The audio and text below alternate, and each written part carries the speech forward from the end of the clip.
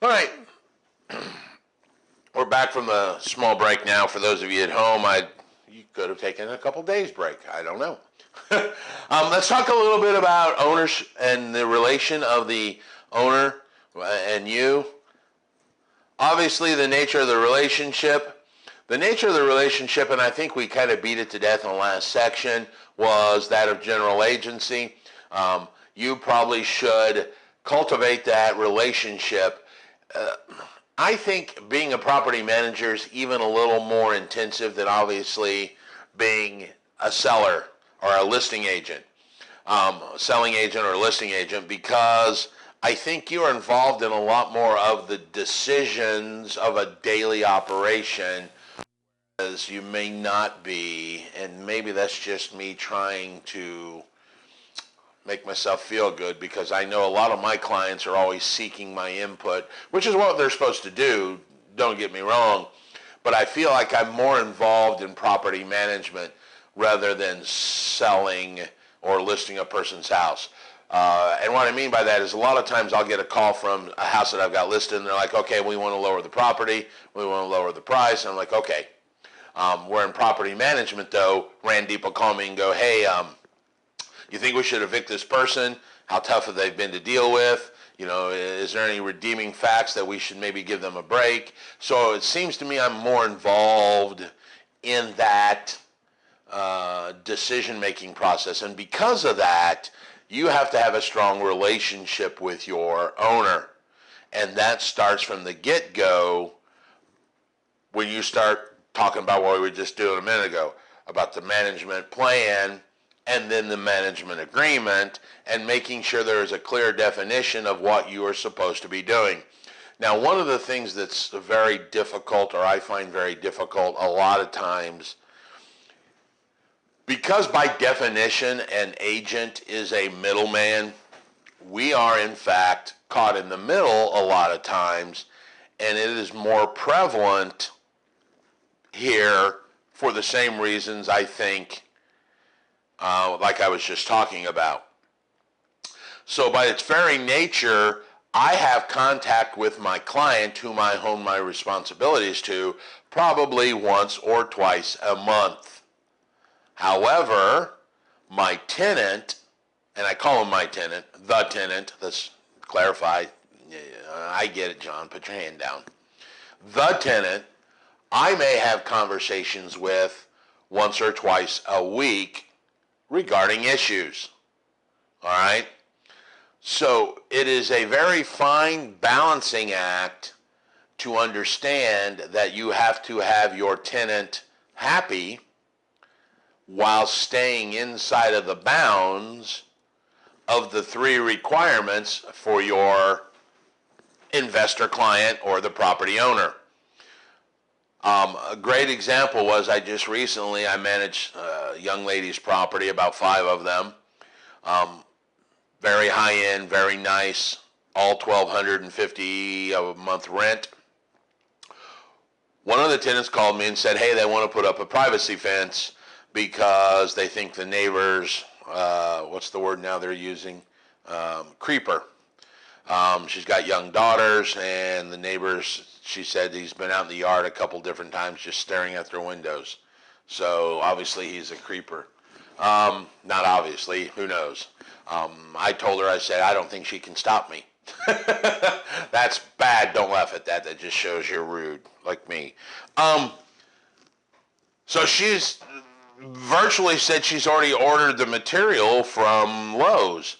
And I'm like, whoa, whoa, whoa, whoa, you got to stop that. You can't do that. That's not your property.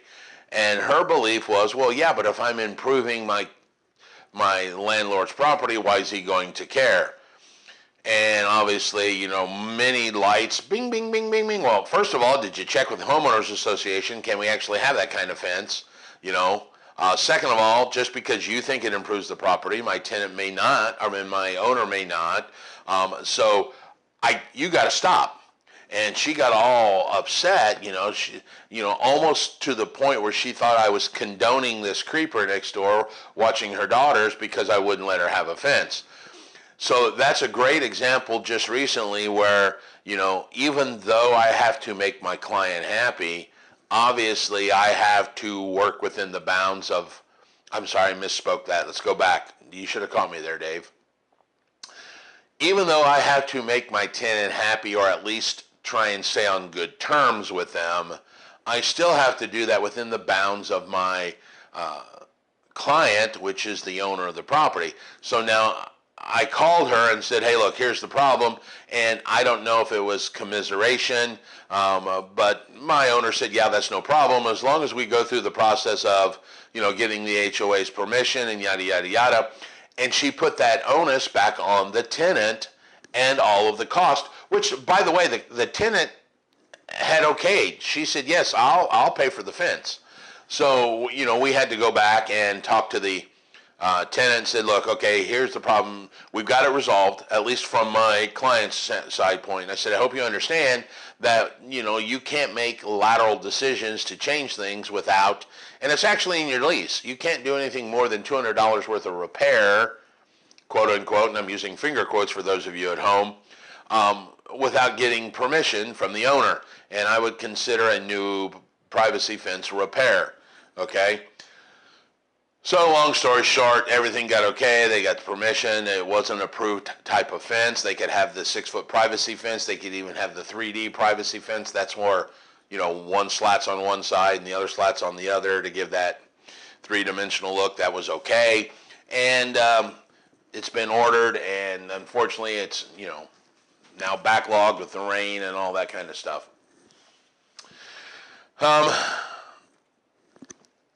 The contract itself with your owner or your client, once again, we've talked a little bit about this. It is the exact same contract virtually as a listing contract, and I hope everybody out here, both listening online and you guys, have had at least one listing. If you haven't had a listing yet, you might want to rethink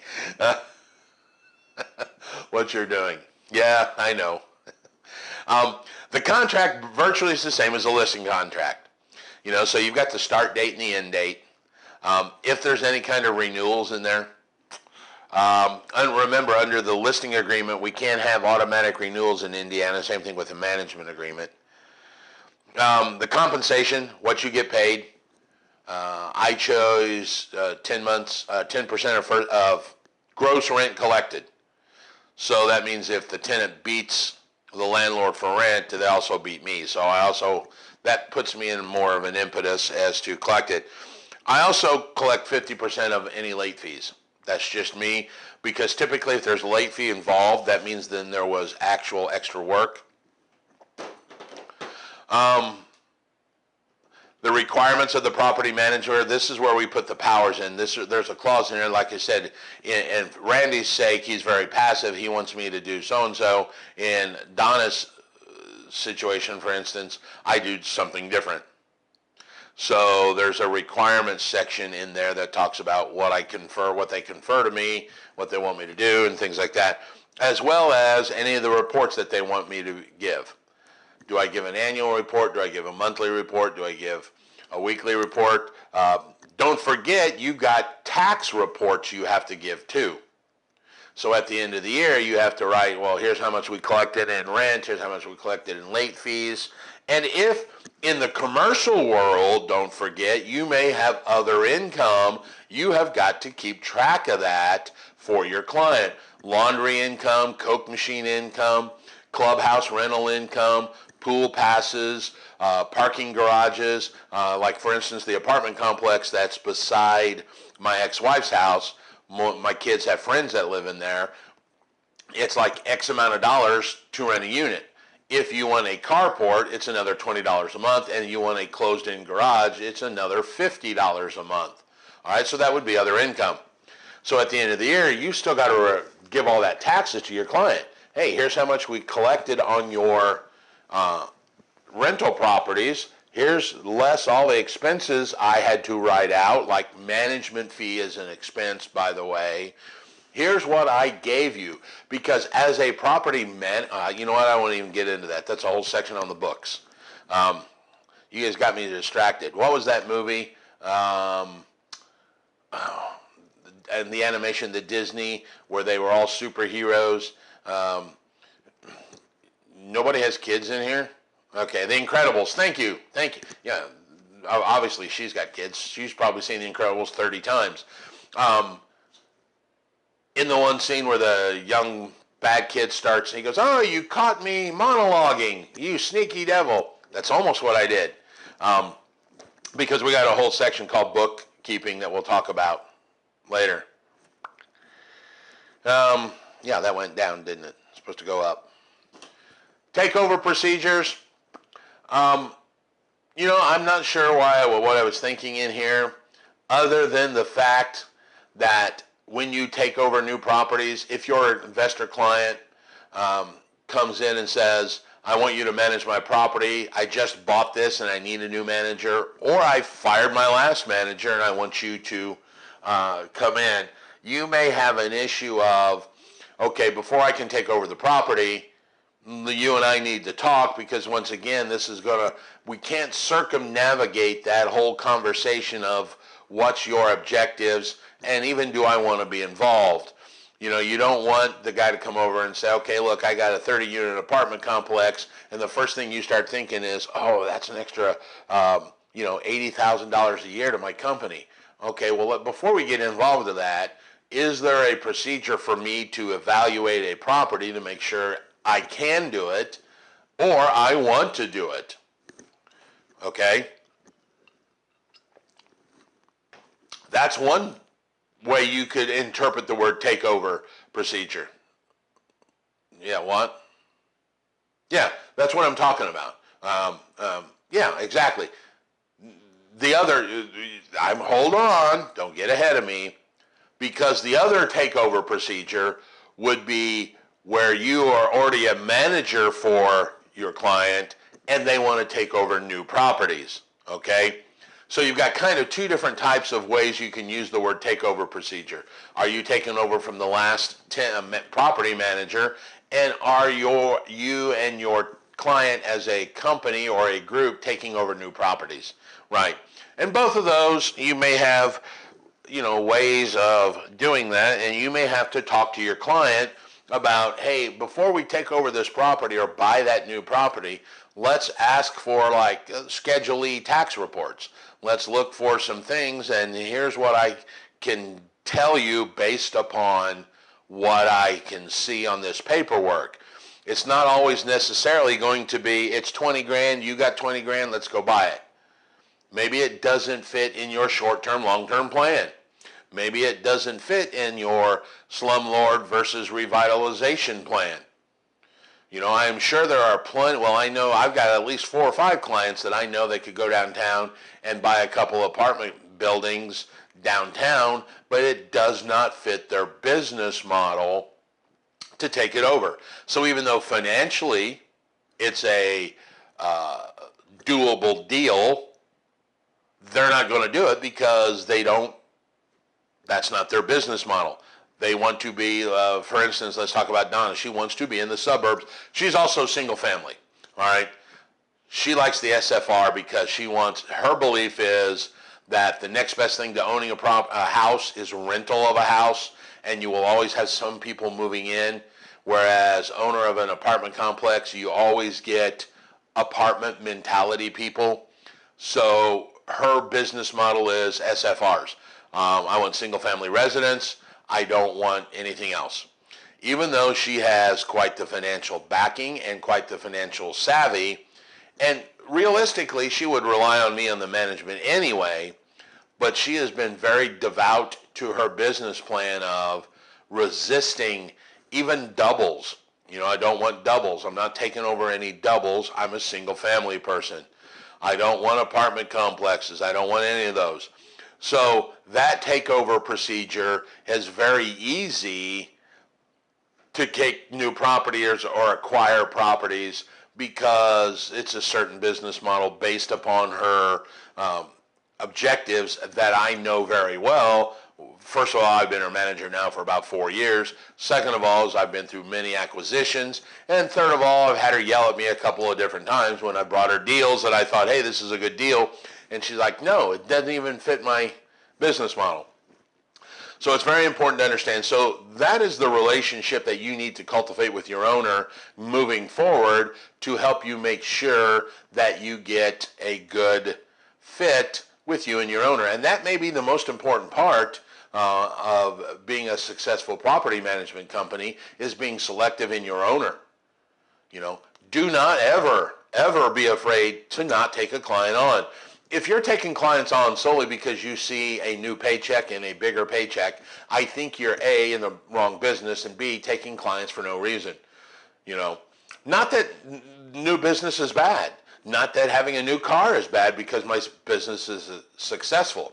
But I certainly wouldn't want to take on a client that has different values than me. I doubt you would ever get somebody to go, I want to screw the tenants as hard as I can so I can make the most money. You can certainly say no. All right? Hey, no, that doesn't fit our company's business model. Because the problem with that is, and I use this analogy in my brokerage to my agents, when you go to a restaurant and you get a bad cook, who do you most of the time yell at? The waitress, because they're the ones they have access to. All right? Same thing can happen here. You get caught up in a owner whose concept is to never put money or drive money back into the property, and the properties are very bad, and the tenants move out, are always unhappy, and you have a continual turnover every 4 to 6 months of new tenants because they're leaving or beating you or are doing a midnight move. Hey, at some point they all aren't scumbags. It might be the owner. Well, guess what's going to happen? They're all going to say something to the effect of, don't go to the Modulin Property Group because they're terrible property managers. When in reality, it's because my hands are tied because my investor client doesn't want to spend money to put new carpet in every time there's a new tenant come in. So you can say no, all right? I know it's hard, and I know as realtors, a lot of times we tend to prostitute ourselves and go, yeah, I can do it. But sometimes you're actually money ahead by saying no. All right? Tell you what, we're going to come back here. Hold on. For you guys at home, if you have any questions, email me, help@myrealyou.com.